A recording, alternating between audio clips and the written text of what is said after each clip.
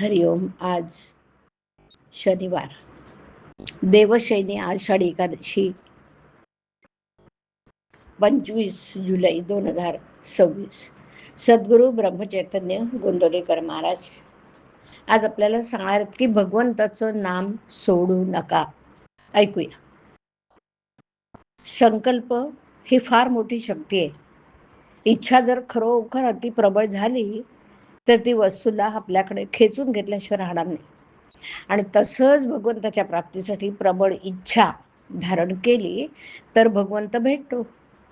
प्रापंचिक वस्तू आपण किती मिळवल्या तर त्या स्वभावतःच अपूर्ण असल्यामुळे त्यांच्या प्राप्तीपासून पूर्ण समाधान होत नाही. याच्या उलट भगवंत स्वतः पूर्ण असल्यामुळे आपल्या वासनांची पूर्ण तृप्ती होऊन त्या क्षीण बनतात आणि नंतर आपोआप नाहीशा पण होतात. म्हणून नेहमी भगवंत मला हवा अशी इच्छा करीत जावं. त्याचं नाम घेणं म्हणजे तू मला हवास असं म्हणणंच होय. खऱ्या प्रेमाने जर आपण आपला भार रामावर टाकला तर तो नेहमी आपल्या कल्पनेच्या बाहेर गोष्टी घडवून आणतो. आपला देह आणि प्रपंच भगवंताच्या सत्तेने चालतो ही जाणीव सतत ठेवून जगात वागावं. म्हणजे आपल्याला कधी कमी पडणार नाही. नामात एक विशेष आहे.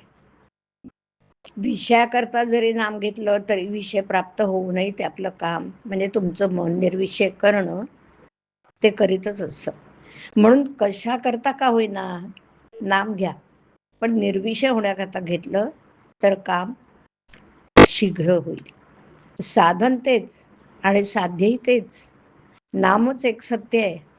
या परते दुसरे सत्य नाही, या परते दुसरे साधन नाही, असा दृढ भाव असावा.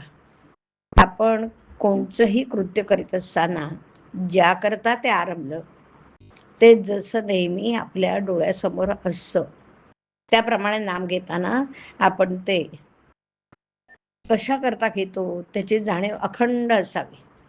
ही जाणीव अखंड ठेवणं, मी भगवंताचं आहे हे जाणणं, याचं नाव अनुसंधान. वास्तविक आपण भगवंताचेच आहोत, पण भ्रमाने मला मी विषयाचा आहे असं वाटू लागलं. संत तू विषयाचा नाहीस भगवंताचा आहेस असं सांगतात. हीच संतांची खरी कामगिरी. आपण याकरता ते नाम सांगतात आणि नाम घेणं म्हणजे मी विषयाचा नाही भगवंताचा आहे असं मनाला सांगणं, मनात तशी जाणीव उत्पन्न करणं आणि ही जाणीव टिकण्याकरता पुन्हा पुन्हा मनाला ते सांगणं म्हणजे तेच नाम सतत घेणं.